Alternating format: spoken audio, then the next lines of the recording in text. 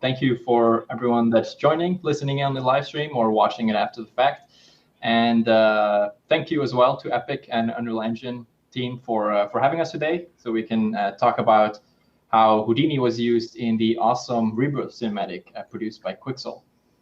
Like Ben said, in the chat we have Mike, Louise, Damien, and Ben, so they can answer any Houdini questions that come up, and then later on at the end of the presentation, we also have time to cover lots of questions that you might have. Yeah, so let's start. So to begin with, not directly jumping into Rebirth, I just want to briefly mention that this is actually not the first time that we did a project for GDC together with Quixel.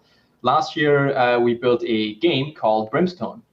This was, like I said, a Quixel and SideFX project. It was led by SideFX and was assisted by Quixel, Victor in this case, with all the art and all the building of the levels.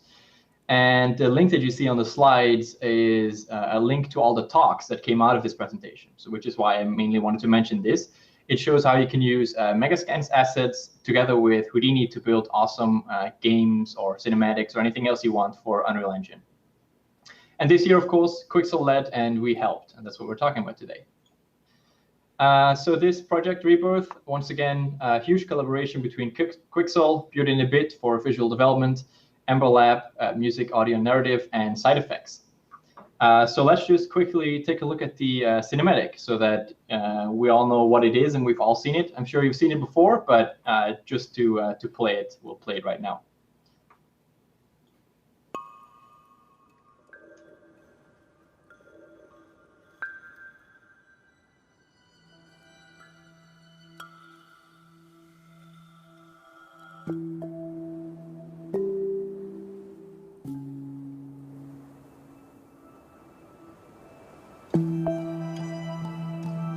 Adaptation. The ability to learn from past experience. The use of knowledge to alter their environment. These virtues defined our creators and drove them to the brink of destruction.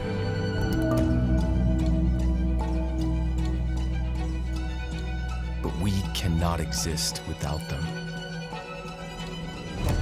We must save her.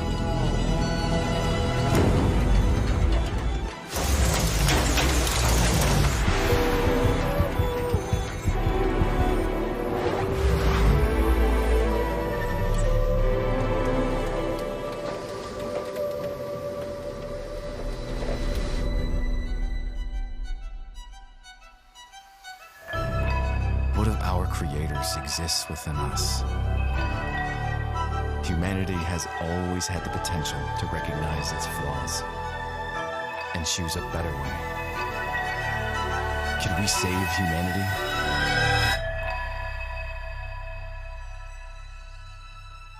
Was bringing her here the right choice?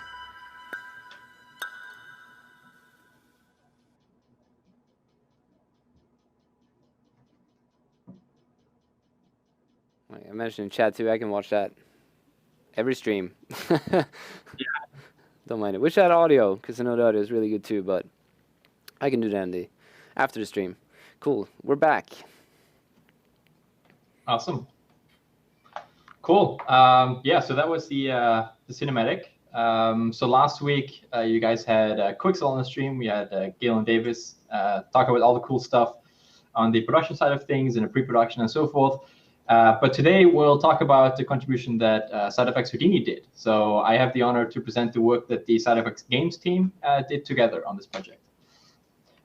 So first, let's just quickly talk about what Houdini is, so we're all on the same page. So Houdini is an advanced procedural modeling, animation, effects, simulation, rendering, and compositing package. So it has a wide array of things you can do with it.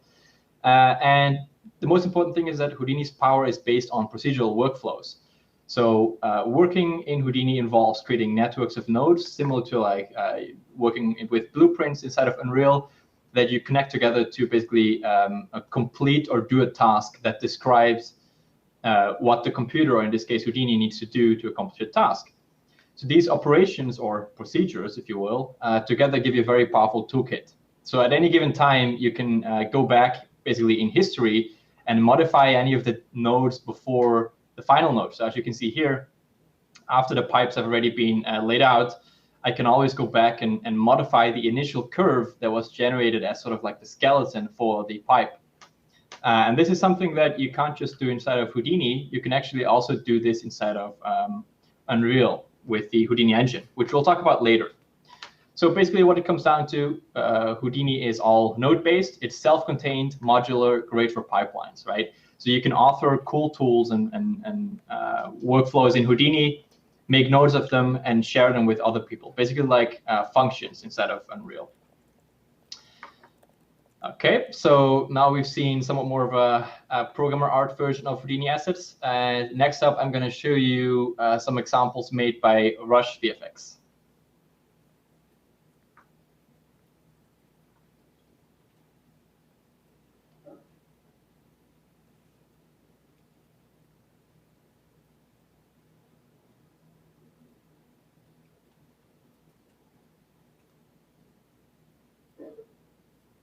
So as you can see here, all these different assets that you have, they're not just modeled once and then they're static as is. These are all live smart assets, right? Houdini digital assets, meaning that all of the properties that define what an object is, like for example, the width of it, the height of it, and all the base shapes, you can always go back and modify these with sliders, basically letting you build an infinite amount of variations of that prop that you have.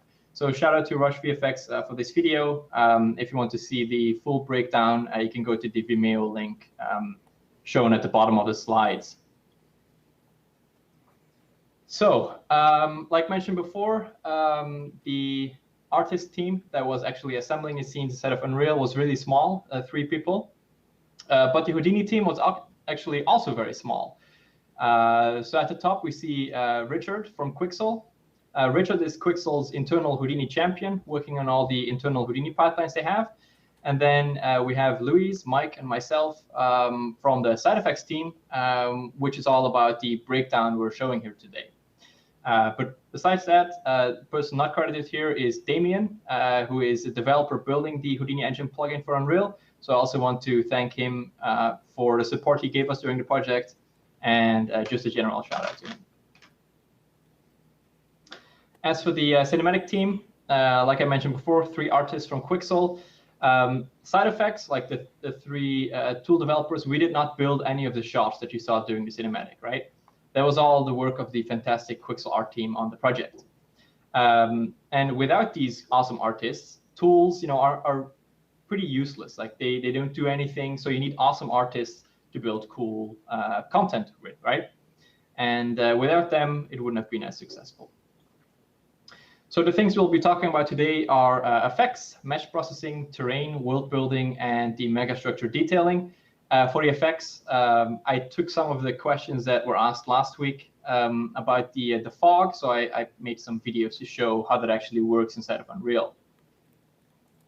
So the effects, people said that it used lots of magic tricks and all sorts of weird things. But it was actually pretty straightforward what we did with Houdini and Unreal. So all the fog that you see, or most of the fog, is really just cards with texture sheets on them. So in a couple of slides, we'll show how those texture sheets got made. And of course, also some of these stock actors that Unreal ships for fog, like for example, exponential fog. So here we have a video of an example of fog. So to generate the fog before any of the rendering inside of Unreal, we decided not to generate these kind of cards with simulations inside of Houdini, not because it couldn't do that, of course not, because Houdini is awesome at doing that, but because the artists that I mentioned before didn't really have any effects experience, especially not doing effects inside of Houdini. So if we were to have to teach them how to use these, for example, a smoke solver or a pyro solver inside of Houdini, that would have taken, a couple of weeks maybe, which is time that we really did not have for this project. So it would really hard for them to art direct a simulation. They could get it working and get something cool, but not something that would look exactly the way that the art direction of this project required. So really all the fog is in this project is just evolving fog on a flipbook. And how we got there didn't really matter. So the approach that we took is really cool. So here's an actual render of what was used in game. So once again, SideFX built the tool, right, that allowed you to really easily tweak all these things. And then the artists at Quixel, they took those tools, ran off with it, and were able to create these cool looking results without having any effects experience, right? But they were still able to achieve the look that they wanted for a project. So how did that work? We came up with a solution where we have multiple levels of noise at a lower resolution to very quickly get your main shapes and define an overall look you see here. And then we can blend between those, right, at a coarse level, which means that you wouldn't get any small islands of fog floating around if you were to multiply more of a high resolution fog, which you would get if you were to do that in shader in Engine. Then what we did is we faded out the volume around the bounds of the frame that's being rendered, so you can see the square on the screen.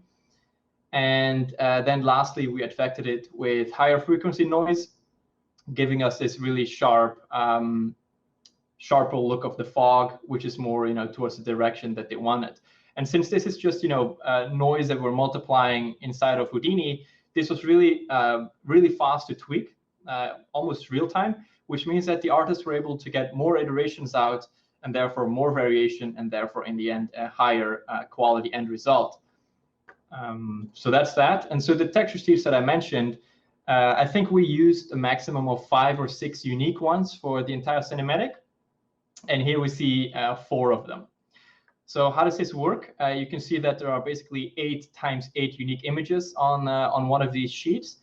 And what it does in the shader is it basically just takes one of these squares, and then for every frame, it moves to the next one, giving you the illusion that it's it's evolving, it's a live video, even though it's actually just frames playing by, right? And then together with cool blending tricks inside the shader and some subsurface scattering, you get something that looks really great, which is what we can see here on this slide. So this is stuttering, as you can see, but this is just a raw texture sheet, right? So moving from one frame to the next without any blending. And we've also made the fog somewhat more dense than it is in the real deal, so it's easier to see for this breakdown. And then here is the actual final video used in the cinematics. As you can see, it's nice and smooth, it's less dense, and it looks a lot better overall. So to actually prove that it's cars and it's not some stuff I'm making up, I made this video inside of the Unreal Editor. So in the world outliner, I just typed Steam because we call these cards Steam cards. And as you can see, it's literally just a plane with a material on there with lots of parameters to tweak, like, for example, the emission, how emissive is the fog. It becomes a lot brighter when you turn up the emission, the speed, and so forth. And as you saw, I moved towards the card just to show you that, yes, indeed, it is a flat 2D thing. And then now I'll actually also show you how that looked like in the end. So here we have sequencer, and then I click in or lock into the camera that we use for rendering. And there we go. We can see that it is those cars that I just showed you. So that was the biggest, most noteworthy part of effects that we did for Quixel. Next up, we'll talk about asset processing. And I think that this is one of the most important things that we helped with, because, of course, if everything comes from Megascans, there's lots of geometry to process before it can go straight into Unreal. So that's what I'll show you. So the first type of processing that we did is actually generating level of details. You might ask, why level of details for a cinematic? Well, the final renders in a cinematic, they're using cinematic quality LODs, right? So that's the 300,000 polygons per rock kind of thing. But if you have an entire scene with, let's say, hundreds or thousands of rocks even assembled together, if you multiply that by 300,000 polygons, that's going to get really slow, meaning it would cost more time. And time is something we did not have for the project. So with these LODs of, let's say, the one that you see all the way in the bottom right of 10K, that's the proxy geometry that we use to actually assemble the scene and get an overall look of how we want it to look, right? Which meant that it's nice and light, allowing for fast iteration speeds. And then once everything was assembled the way that we wanted, it looked great. Then you can just switch the toggle and say, for the rendering, use the cinematic LODs, which is really easy. Another important piece is the car. So this was a concept rendering from Fausto De Martini. It's a car that got modeled in an extremely high resolution mesh, which of course had to be decimated before we could, bring it into Unreal for real-time rendering. And here we see that same car from another angle. So as you can see, it has lots of detail. It's a really high-res mesh, which we decimated using Houdini. So here we see that car inside of the editor, and the mesh in the bottom right, and of course the UVs that come with it. So since the car just needed to be decimated and was not really the centerpiece of the thing we wanted to show, it's still an important piece, but not the centerpiece, we decided not to spend too much time manually retopoing the car to quad geometry, because for a simple poly reduction and a bake, you don't really need that if it's not a centerpiece or something that's going to get animated or rigged. So since Houdini makes these things really easy, the decimation, UVing, and the baking, all procedural, we decided that this was a really good way to proceed. So what you see here on the right is 7 nodes, even though you really only need 5. That's all you really need in Houdini to get a clean decimated geometry with UVs.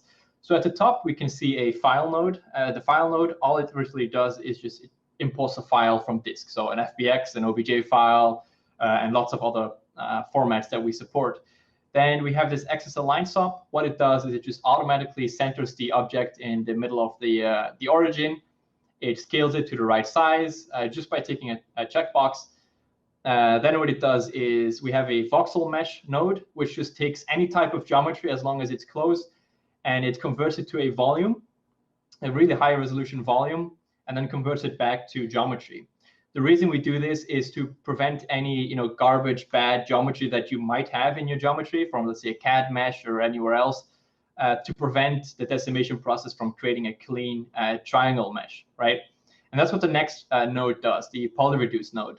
On the polyreduce node, you can literally tell Houdini, take this mesh from any poly count and bring it down to, let's say, 30,000 or 10,000 or whatever you want. Or give me 1% of the number of polygons that you have. As you can see, it says reduced to 0.20%, which is a huge reduction. You set the normals, make sure that the normals look great again, and then you plug it into the auto UV node, which just automatically unwraps it to the UVs that we saw before, and then we stash it, which is just the mesh that we can output to Unreal. I also quickly wanted to show you how the baking would look like in Houdini. So just a disclaimer, we did not do any baking for this car for this project, but just to show you how easy it is to do this kind of baking. I dropped down a baking node to show you. You just plug in your low poly on the left side and your high poly on the right side, hit bake, and you have your textures. So to show that in action, I just wanted to show you, a baking process happening. So on the left side, we can see that we have our low poly mesh, which is 10,000 or 11,000 polygons, and in the middle we have one with 2.5 million polygons. And with baking, you're essentially taking the high resolution mesh, taking all the details, its normals, and baking that down to a texture on a low poly mesh, right? So how fast is that in Houdini? I'm going to show you. So I'm going to bake a 4K normal map of the meshes you saw before. So I'm going to click the bake button now, and you will see a pop-up that shows seconds timer, 3, 4, 5, and it will take approximately 9 seconds for this mesh. And in 9 seconds, we already rendered a 4K normal map, which is super awesome. Once again, the faster your processing speeds are, the faster you can iterate, meaning in more time for creativity, really unlocking the capabilities that an artist might have. Another cool tool that we built, or a pipeline rather, is something we called Polycruncher, I believe, for this project. You could just tell it to bring in a mesh or a library of files, and it would also import a texture, which had a fuzz map, which basically showed where there was moss on the geometry. It hardened all the normals and smoothed the regions where there was moss.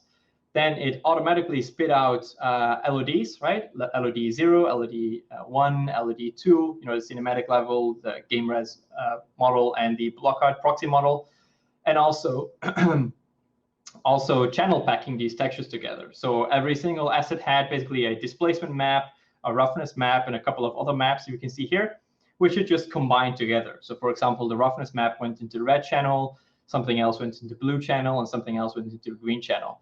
And if you have to do that for over 100+ meshes, which is what this project had, which each have 3 to 5 textures per mesh, that becomes something that is not fun to do. So imagine being an artist and someone tells you, okay, starting tomorrow you will have to create LEDs by hand and channel pack textures for over 100 meshes. You're going to become really demotivated and bored with what you're doing. So all the assets in the Megascans pipeline for this project went through this tool. So how long did it take to build a tool like this? So I talked together with Owen, the artist who was going to use this to process all the tools, and we spent around an hour and a half for the final tool, right? And that included brainstorming with the artist. So initially, we did a call with Owen. We talked about what is it you need, what are the things you want to be able to tweak, what are the things you want to be automated, and then we just built it. So within an hour and a half, approximately, we had this tool that we could just give to Quixel and say, there you go, you can process your entire library. And instead of it taking a week or more than that to process everything, it just took a matter of hours, which meant that as soon as something was done, it just ran through the pipeline in something like 30 seconds, and it was done, ready for usage in Unreal. So this meant that the artists were more motivated and had more time for creativity. Once again, letting the artists do their thing, right? Being artsy inside of Unreal, unlocking their full artistic capabilities. Next up, let's talk about world building and terrain, since we had a lot of questions there as well. So a big important tool that allowed us to basically merge these sort of cliff assemblies from Megascans, right? These rocks that were all packed together in sort of like a cliff-looking shape with the landscape. We wanted to remove any hard intersections between it. So if you have, let's say, a flat plane and you intersect it with a rock, you might get a really hard intersection between that, which doesn't look good because you want your normals to be nice and smooth, and in real life, you have dirt building up there. So what you see here in this video is a tool that just takes a landscape, crops a small region out of it, so it's faster to work with inside of Unreal. It takes in the cliff assembly from the artist that they placed, and then what it does is it automatically, generates this build-up that you see. And then once it's done that, it actually runs an erosion simulation inside of Unreal using Houdini Engine to create these nice flow lines along the rocks, so that in the end, once you apply all the shaders and all the textures, you see the moss actually growing where it should grow instead of just being placed by a noise mask or something else like that. So this is all happening inside of Unreal. In the end, we ended up not using this approach because we decided to go with static meshes for the landscape because it allowed us to do more things like vertex painting and so forth, and a higher resolution mesh overall. But this is still a really useful tool, that we're publishing for other users. So if you already have Houdini and you downloaded the game development toolset, you can get this tool. It's called Dirt Skirt. So the thing I just showed you, what are the steps it's doing? You have your initial terrain and your mesh. So the red part here in the top left is your mesh. You then project your height field or landscape up to the rock. So we can see that now we have sort of, a shape that's somewhat looks like the rocks. We mask the region of where the rocks are in the part that we just projected up. And then we just smooth it, like you can see here, so that we have these nice, round, soft blends happening between the rock and the terrain. And then we generate the flow maps. Okay, so the flow maps are basically just an erosion simulation that we run, and the only thing we really grab from that is these sort of flow lines, which we then multiply with our mask that we had before, giving us this nicely eroded look that has no hard intersections with the rocks. And then together with the rocks, we can see that this looks really smooth compared to here. So how does it look like inside of the engine? This is the comparison. It's really hard to see which is which because we're quite far away. So we've highlighted the region where the things have changed. For this project, like I said, we didn't end up using it because we went with meshes for landscapes, and we didn't really have any shots that had these sort of cliff assemblies really close to camera. But if you have a game where, for example, people are walking all the way up to these rocks in a more real-time environment where players can walk around, this really makes a big deal of the quality of your game overall. So as for the actual terrain, what you saw before was just the assembly or combination of rocks on the terrain. we of course also needed to create the actual terrain itself. So Icelandic terrain is very unusual if you look at it. It has lots of unique elements to it if you look at it for a while. So we couldn't just use any of the generic erosion solvers out there on the market because they were simply not up to the task. Same goes with Houdini. If we just use the default erosion solver that it came with without any tweaking or customization, it didn't really achieve the art-directed look that the art directors were requiring for this project. So what we started with is actually going to open topography to download digital elevation maps from there, okay? So we just sourced a real-world location for realistic mountains and hills that were assembled and further processed inside of Houdini with erosion and so forth. So these digital elevation maps, essentially just height maps, are accurate to around 50 centimeters, right, per pixel. It's also completely open sourced, and if you want to find the locations that we used for the project, it's actually in Alaska, it's not in Iceland, spoiler. You can find them at this location if you want to try and replicate this yourself. So like I said, after doing some basic erosion tests with the stock Houdini nodes, we resulted with this. It sort of looked okay, but it did not really match the reference that we had received from the Quixel art team for the tool set that we wanted to build for them. And it was pretty difficult for us to precisely pinpoint what exactly made Icelandic terrain look like Icelandic terrain. Initially, you can see it, and you can make some sculpts with noise and so forth in Houdini or anywhere else, and you'll get something like this, but it's not exactly Icelandic terrain. So when we looked closer at Icelandic terrain, is that we saw that the ridges and valleys of all these hills and mountains actually had lots of erosion happening on just those two parts, and not a lot on the body, so the parts in between those two. Kind of like lava that's flowing through there, right? Eroding the tops and the bottom parts. And the artist would need to have controls over where this erosion needed to happen. So we built tools that automatically mask these regions for them, so they would just need to play with some sliders and masking some things by hand if they wanted to have the erosion happen where they wanted it to. Because once again, the erosion happening on the terrain was definitely not in a uniform distribution throughout the landscape. So once again, building this with stock nodes in Houdini didn't quite do it for us, but since Houdini, everything is built with nodes and you can dive inside, we were actually able to modify the erosion solver to get it somewhat closer to what we wanted it, which is a very powerful thing, right? So here are some more work in progress shots where we kept getting closer and closer to the target that we had in mind, which is a time step where we felt comfortable enough bringing these meshes. Like I said before, we used meshes in Unreal to bring this inside of Unreal for assembly, right? So we already knew these were all the kind of masks that we can use inside the landscape material, right? We have the moss layer, we have the debris layer, we have the flow map layer, and all that kind of stuff, which we then were able to multiply or assemble with all the Megascans textures that the Quixel team gave the art team, which gave them something that we see here in the bottom right, which then later, of course, was refined more and more. It was really important to do this as soon as possible because the terrain and landscape was almost in every single shot of the cinematic, if not in every shot, right? So the sooner we were able to test this workflow and get the artist, something in their hand to play with, the better the final quality would be.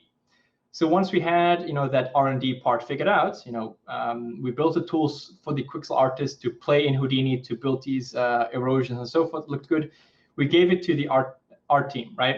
So Owen took these tools that we built for him, the workflows, disassembled it and reassembled it to work the way he wanted, which then allowed him to build these really cool initial tests that he did to test whether or not it would work. So this was really cool. So to see the meshes inside of Unreal, which I think hasn't been shown before, is, as you can see, it's literally just a mesh. It's not a landscape actor. And every single mountain or hill or whatever else in the project that wasn't very unique was just one of these hero pieces, right? So inside of Houdini, we built a couple of these hero pieces, which then were reassembled inside of Unreal to create these nice assemblies of a mountain range. As you can see, if we rotate the terrain around, all the textures are actually world space, using world space UVs, meaning that if you were to move a mesh around and intersect it with something else, you wouldn't get any disconnect between, let's say, the moss texture from one mesh to another. Like again, all the mountains were made using this approach, except for the unique ones. The unique ones is the thing that I'm going to show next, one of which was this shot. The shot looks pretty straightforward. We thought that we were able to build this using the tools that we already gave the Quixel artist. But we pretty quickly found out that this was a really tricky shot. We had our concept art, which is what you see here, and it had a very distinct look. We have these 3 hills here, right? And if you look closer at it, it's actually harder to do than it looks. Try controlling noise to try and do that. So initially, Owen, the artist who was starting with this shot, he tried starting with a slope we see here, applying noise to it to get these 3 hills. You can get something that looks close, but we wanted something that looks exactly like the art-directed piece, right? So once again, we took the procedural tools in Houdini and gave them, some controls that allowed for more art-directable work to be applied, right? So how did that work? This is the actual network or Houdini file used for this particular scene. And all it literally is just 3 cones which the artist can, move around, project that onto a height field, which is what it's called in Houdini, and then some transform nodes, which allows us to basically just play God and move these mountains around to wherever the artist wants them to be, right? And this makes it really, really easy to composite these mountains together to get it to look one-to-one with the concept art that Beauty in a Bit created. So this is this is all Owen doing his cool magic work. And then here we can see the actual final thing that was used in the cinematic. Once again, it's just exported as a mesh. We exported out all the mask for the moss and the flow maps and all the debris and all the rock and so forth, which is then what gave us this. So this is the final shot inside of Unreal with everything applied. So the geometry, shaders, textures, and so forth. Which then, if we compare it to the initial concept art, we can see that it's really, really close, right? So the top left is the concept art, and here in the bottom right, we can see the final shot. So once again, people say, yes, Houdini is a very procedural tool. You can do lots of things with noise, math, and other cool stuff. But you can actually also art direct anything as much as you want, right? So Houdini allows you to make it as procedural as you want or not as procedural as you want, right? As manual as you would like. And that makes Houdini a really powerful piece of software to do these really cool landscapes or geometry or anything else for Unreal Engine. Next for Worldbuilding is things like Foliage. And for Foliage, we use the Houdini tool called Pivot Painter. And to explain what Pivot Painter is, I got these GIFs from Taizid. Thank you to him. You can follow him on Twitter on Deep Space Banana, which just shows what it is. So essentially, what you're doing is for every single polygon or every single vertex in your mesh, you're encoding what the pivot point has to be in world space, right? So for example, if you have a plant or a tree, instead of just exporting out the tree as a whole or separating everything, like a unique mesh per branch or per leaf and so forth, you can actually just export one tree where every single vertex knows where its sub-object has its pivot located. So for a branch, for example, every single vertex inside of a branch knows where its pivot has to be, meaning you can rotate or modify or anything else you want to do in shader to make it look organic or create a really cool sci-fi looking effect you see here. And all you really need to do in Houdini is have your geometry, create something called a name attribute, have some pivot points, and it will automatically encode all of that information into the geometry, which then means that inside of Unreal, inside of the material editor, you can grab that data using the Pivot Painter nodes and tell it for every single vertex, give me the x-axis, so the direction it's facing, or the pivot point location, meaning that you can rotate or do anything else like you see here by just modifying the world position offset. So really lightweight, cool shader trick, which is pretty old. So what did we use it for on the project? Well, we used it for all the foliage initially. So we can see here that we built a tool for Quixel that automatically figures out where the pivot points are for every single strand of grass or every leaf of a plant. and then be able to mask it, the motion mask, so we could very easily control which parts of the mesh did we want to have lots of motion, and which parts of the mesh did we not to have a lot of motion. So that's the black and white color you see here on the mesh when I'm playing with these sliders. So as you can see, the core of the plant is really dark. You don't expect any movement happening there from wind, but the outsides or the parts lying on the floor, you might not want to have wind, or you might want to have wind. So this, what you see here, is initial test that I did for them before handing it over to them. And then once you hand over a tool that works for you, artist comes back and says, hey, it doesn't work for me, which is what produced these weird-looking but funny-looking effects. So something went wrong there. We did debugging, lots of back and forth to get the tool working. See here, we have an even more aggressive version of that, which then in the end, resulted in something that looked closer and closer to what they wanted. And here we see a shot closer to the deadline. This shot is actually not the shot used in the final cinematic. I picked this shot because it has more of the grass shown. In the end, the final shot maybe has 1 or 2 blades of grass moving. Might not seem important, but it's still an important part. It makes a scene look a lot more natural and alive, right? Next up is the megastructure detailing. So the megastructure, is a really, really big piece of the project for the Quixel project, because it simply has so much detail packed into it, and it's such an important piece in the final shot of the cinematic. So the artist, who's Victor from Quixel, he's in charge of both building this megastructure and art directing it. And he told us that this would take a really, really long time to build this, which meant that it would take a large chunk of his time on the project, meaning he could spend less time on other shots, which is, of course, something you don't want. You want to have as much time as possible on every single shot to get a really high-quality looking cinematic. So instead of building all of this by hand, we decided to give Houdini a try on building these cool tools that would give you the scribble to prevent any labor-intensive work from happening for the artist. We didn't actually initially start with building this scribble or this sci-fi paneling in Houdini. So what you see here is what Victor already made before we built this tool for Houdini. And he said, it just takes way too long, and can't we develop a tool that does the rest of the paneling for all these other grids, which would take a really long time. So we said, yes, we can do that. We'll work on a tool.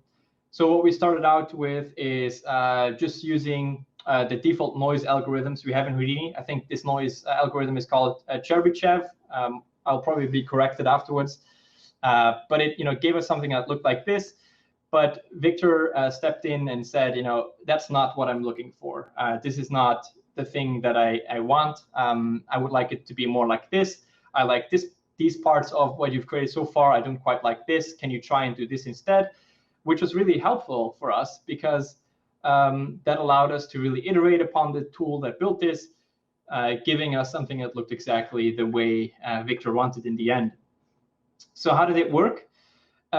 Instead of using noises, we decided to just build a solution from scratch, which is something we call lot subdivision, which essentially is just taking the main primitive that you have, right, to the big panel, which hasn't been cut up yet, and you just cut it through the middle, straight through the middle on its longest side. So if you have a long, thin piece, you would cut it into 2 less long pieces, or change where you want to cut it to create some variation, right, to give you a variation of thicker and thinner pieces inside of those polygons. And then you reiterate that process for every single piece that you cut. So imagine cutting a piece of paper into 2, and then cutting the pieces of paper in 2 again, and then in 2 again, and 2 again. So that exponentially grows with the number of pieces, giving you lots and lots of tiny, small pieces, which is not what we wanted. So after you've cut them down into small, tiny pieces, we just did like a loop over all of these and clustered them together based on lots of metrics like position and connectivity and so forth, giving you these nice, irregular, sci-fi looking panels. It's great for doing sci-fi kind of things, but it's actually also really useful for city generation, where this could be the building profile for a building. Really great starting point. This tool is not hidden. We've actually published this tool for free, so you can grab it from the game development toolset inside of Houdini. It's called lot subdivision. It might look a bit different from what it is here because it's an earlier stage, but the final thing works really great. So yeah, we took the tool that we made on the previous slide and we applied that to the actual building, which gave us this version here, which we sent to Victor, and he said now's the time to actually start playing around with it. So he did that, and here we see a comparison between the thing that Victor made by hand and the parts that we created using Houdini. So you might spot some differences there. For example, one of which is, this guy here has all sorts of pipes in between, and this is just black. We did not build that yet, right? So we're just focusing on the panels for now. So this tool or workflow is a really good example of how you can take something that an artist has made. They've crafted a certain style or a certain look, and then you convert that into a more procedural solution, meaning that you can now take that handcrafted look and apply that to a larger set of data. So instead of having one piece of handcrafted piece, we can now create hundreds or thousands of these handcrafted pieces using Houdini. And then since it's all procedurally driven using parameters, you have something called a seed, and the seed is literally just a value that you can play around with. You can change it to 2 or to 5 or to 5 million, and every time you change that number, it gives you a different variation. So by just playing around with the slider, you can actually already create hundreds or thousands of these variations, and then handpick the one that you like most, and just say, this is the one I'm going to go with. Meaning that you as an artist using Houdini, you're not really building these kind of things anymore. You're becoming more of an art director, telling Houdini, I like this, I don't like that, change this, change that, can we do this instead? That's what an artist's role is becoming inside of Houdini, or inside of Unreal if you use Houdini Engine, right?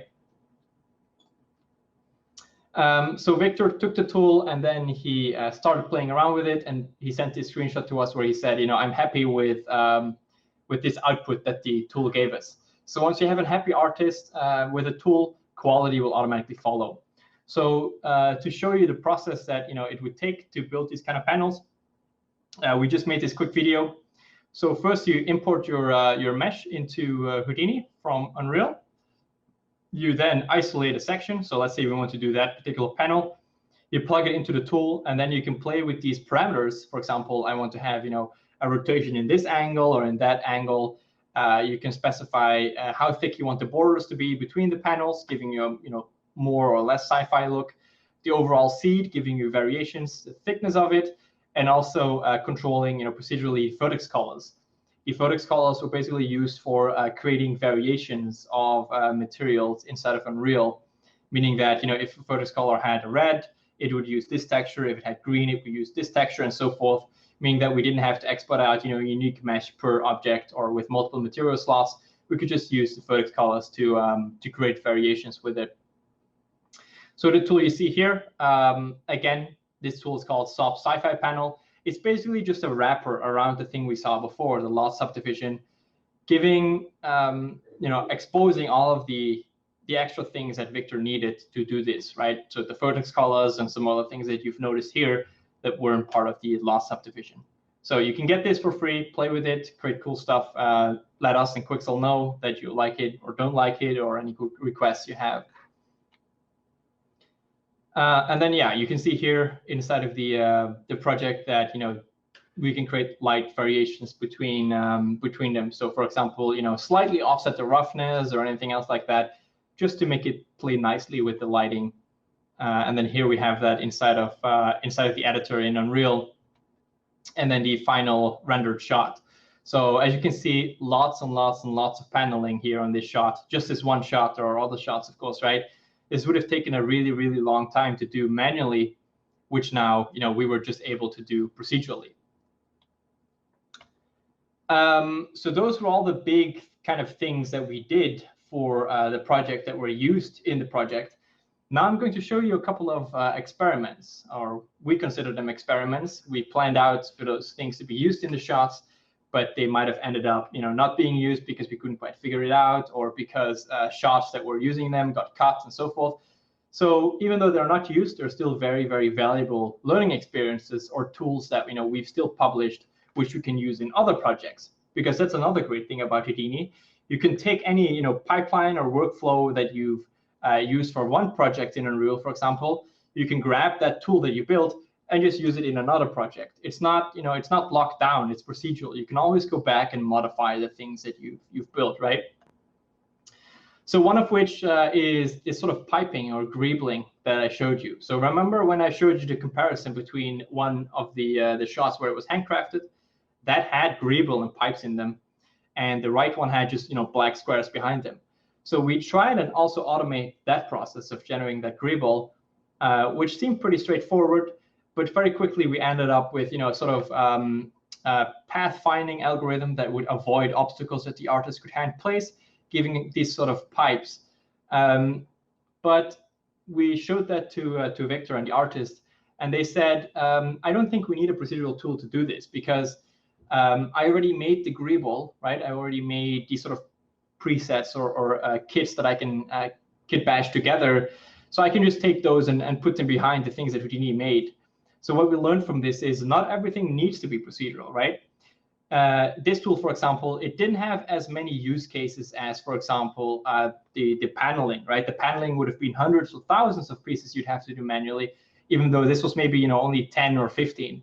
So that's a trade-off you have to find between when am I going to build a procedural solution for this and when am I going to just do it manually. So here we see these pipes and this greeble that Victor already modeled.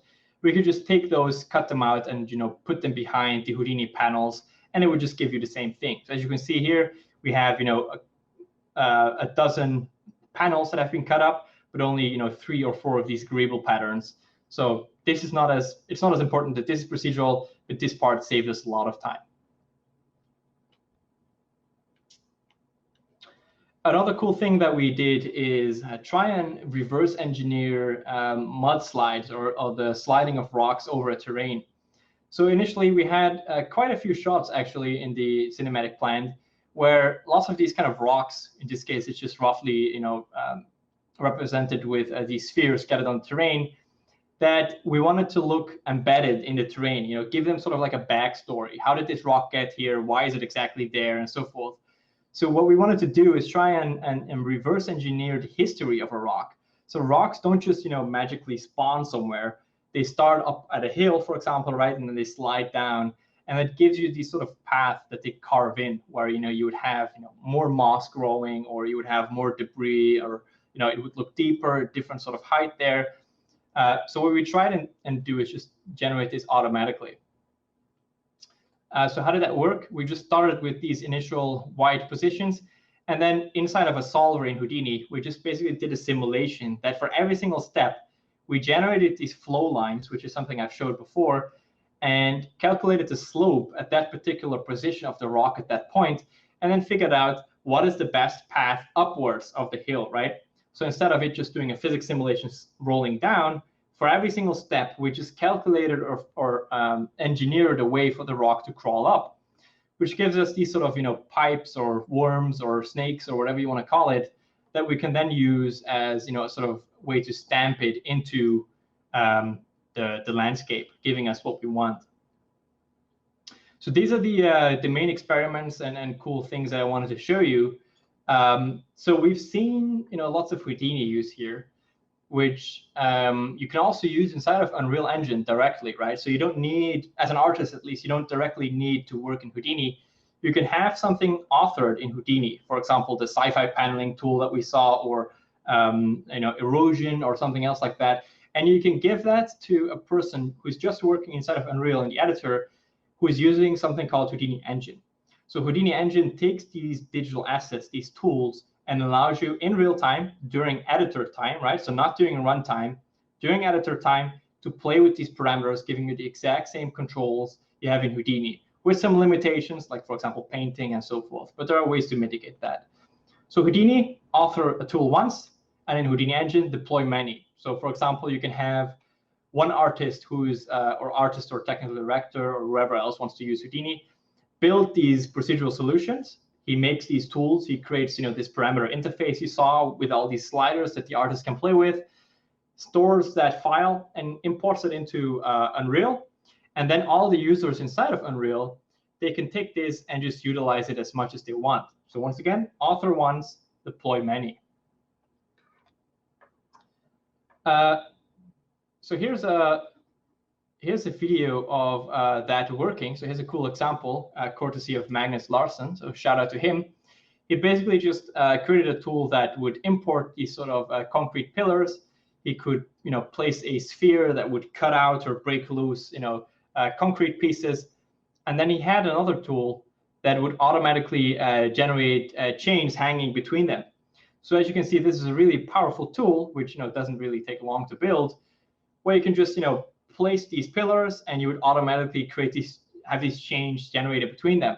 And as soon as you move any of these pillars, the chains would automatically recook and reiterate the thing you've made, updating it to the final look. So what can you do with Houdini Engine, and what are the limitations? So for output, let me just play this video. So for output, Houdini Engine can output procedural geometry, so static meshes. It can also export out instancers, so instant static meshes or hierarchical instant static meshes, or overrides for actors and geometry. It can export out landscapes, so you can actually have the native Unreal Engine landscape be written by Houdini Engine or modified by Houdini Engine even. It can also generate collision. So if you have this concrete pillar we see here, it could automatically generate collision around it, so that you don't just have rendered geometry, but you also have collision geometry, so that if a player walks into it, they wouldn't just walk through it, they would just walk up against it, like you'd expect from a pillar like this. It can also automatically generate LODs, which means that you can have a fully functional asset, smart asset essentially, right, be generated inside of Unreal, which you've built in Houdini. As for input meshes, you can input meshes or skeletal meshes since recently from the content browser. You can also do it from actors that are instantiated in the world already. So in this video you see here, he just fed this already existing pillar or cube or whatever else it started with. And as soon as he moved it, Houdini Engine would know something has changed. I need to recook this thing, giving him this updated look. You can also use spline components. So for example, if you're building, let's say, a racetrack, a game inside of Unreal, you could have that be driven by a spline, right? Where you just place a spline, and then Houdini Engine inside of Unreal will automatically generate the roads and all the fences around it, and even people if you want to, like you saw in a video at the beginning. And you can, of course, also input landscapes and landscape layers. So the example that we showed before, where we had a rock assembly be input into the landscape to embed it, that is also something you can input, right? So here's my landscape, Houdini Engine or Houdini, please modify it and give me an updated look. That's Houdini Engine. So Houdini Engine, what does it offer artists? So with artists, you can very quickly rebuild things that you've made, right? Recook things, change its parameters. You have a Houdini debugger. So if something doesn't quite work, or you want to see how this thing works or why it isn't working, you can just open up Houdini as a live session, and you can see how Houdini and Unreal Engine work together. You can pause cooking, continue cooking, so it doesn't freeze your editor while you're processing an entire scene at once or an entire game at once if you wanted to. It gives you a tool shelf. So if you build any tools using Houdini yourself, you can just grab those tools and put them on the shelf, so that artists can just drag and drop those into the scene, just like you could with, for example, a light actor, right? If you want the light, you just drag in a light. If you want a fence generator from Houdini, you can just drag in a fence generator from Houdini. And it actually also ships with a couple of out-of-the-box tools, like scatter tools, spline tools, and a couple of other really convenient ones. It's also really flexible. So as soon as you've made your procedural asset, you can also say, bake it down to a native Unreal Engine static mesh, or even modify any of the U properties. So if, for example, by default, you always want to have the static mesh not simulate physics, there's like a checkbox instead of static mesh editor, tell Houdini, tick that box or untick it, it can do that for you. But it can, of course, also automatically drive things like material instances. So for example, set the roughness to this, or assign these textures, or change this, change that. That's all stuff you can do. So what does it have for developers or engineers? Houdini Engine is really accessible. The entire plugin is actually open source. It's on GitHub, meaning it has a high level of customizability. Anyone can go in that knows C++ and modify how something works. For example, if they have a custom build of Unreal or they want to add additional features, they can just do that themselves if they want to do so. Houdini Engine is multi-platform, so we support Windows, Mac, and Linux, and we update these in daily releases. So Houdini has a daily release cycle, so that as soon as we fix something or we add something or a user has a request, most of the time you have that the next day. You don't need to wait until SideFX says, here's the new version of Houdini. No, you can actually get that the next day, or you can actually get it the minute as soon as it's submitted on GitHub, right? Super convenient, super easy. And then we actually have an announcement to make regarding Houdini Engine. We're announcing version 2 of the plugin, which is a complete rewrite on the core architecture of the plugin, because a lot of people don't actually know this, but Houdini Engine was built on Unreal Engine 4.5, right? So that's a really, really long time ago. The actual details on the things that changed or added, you can find that here on this link if you go there. But I just highlighted a couple of them that I think people are going to be really excited about. So there we go, really excited. We will have blueprint support, something that people have asked a lot for.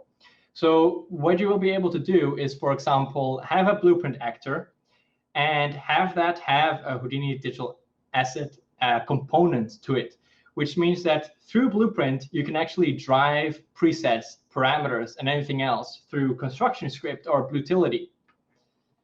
We will have a PDG asset link. PDG asset link is something that will be able to manage complex dependencies and allow you to distribute async cooking. So instead of, if for example, you have an entire massive landscape and you have everything be procedural or only parts of it, let's say you generate a procedural landscape, right? Then on top of that, you have a procedural road. On top of that, you have procedural foliage around the road. And on top of that, you have other things. As soon as, for example, you move the road a tiny little bit, Houdini wouldn't really know what the connection is between the road and the landscape unless you've explicitly told it, if I change this, modify that. Well, with the PDG asset link, it is going to be able to know if I move the road in this region of my landscape, I don't need to regenerate the entire level. I only need to regenerate this particular region around the part that I modified. And it doesn't really need to do that on your local machine you're working. So let's say you're working on a network, right, which has a computer farm or a compute farm somewhere else in your building or offsite, Amazon AWS or something like that. You can actually have Houdini Engine cook everything on a remote server, right? Which means that it's async, allowing you to keep working in the editor while in the background Houdini is cooking, and as soon as it's done, it will automatically import everything, making it really easy for you to keep tweaking things. We'll also make lots of changes and improvements on the UI and UX based on the user feedback that we've received. So since everything was built with Unreal Engine or was built in Unreal Engine 4.5, lots of it isn't really native UI code that Unreal has in its current releases. So we're rewriting that, giving us a more improved parameter UI. We'll be able to have default values, something very important that we're going to support. And you'll be able to set expressions and create expressions in parameters as well. Another thing that people have really been asking for is the ability to have Houdini Engine be level independent.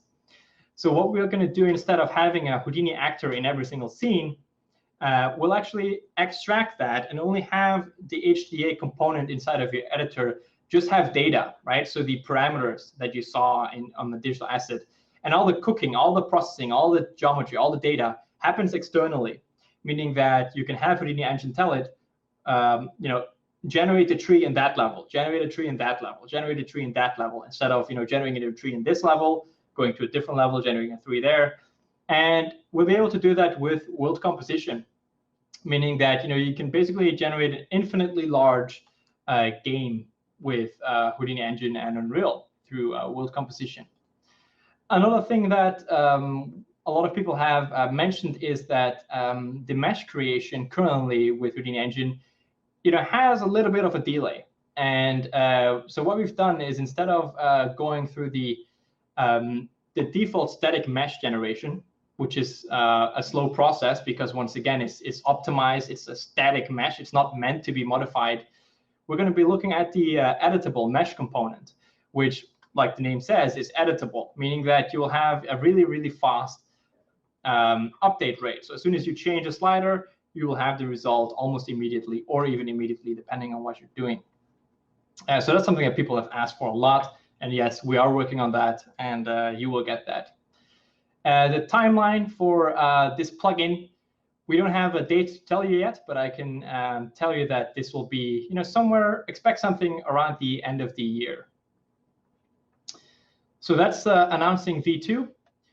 We're actually also looking for an Unreal Engine developer, which can help us build, this new version of Houdini Engine.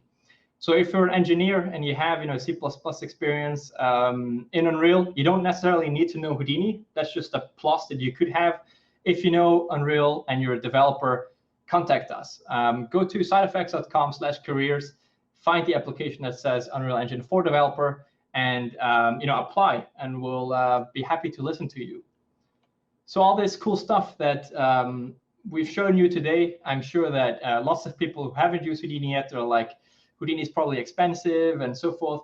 You can actually go online to sidefx.com/download, and you can download a free version of Houdini called the Apprentice version, which is a completely free license, which you'll get as soon as you install it, allowing you to essentially rebuild anything you want. There are no limitations inside of Houdini limiting you from doing anything. You can render, you can do simulations, you can do lots of other stuff. The only thing that we really limit you with is, file formats you can export with. For example, you can't export FBX. You can only render to a certain resolution, but it doesn't really matter because it's really meant for learning purposes. Later on, when you feel more comfortable, you can look at other types of licenses. And that's really all the things that I have to mention. One other thing, Houdini Apprentice cannot be used with Houdini Engine inside of Unreal. But if you want to do that, SideFX is always sponsoring the Unreal Engine game jams, which is when you'll be able to get a free 2-month Houdini Indie license. And that does allow you to use Houdini Engine instead of Unreal. So, use the Apprentice version to learn Houdini. And then once you participate in a game jam, feel free to reach out to us, and we'll give you a free Houdini Indie license for an evaluation time for the game jam. And that's all I really have to say today.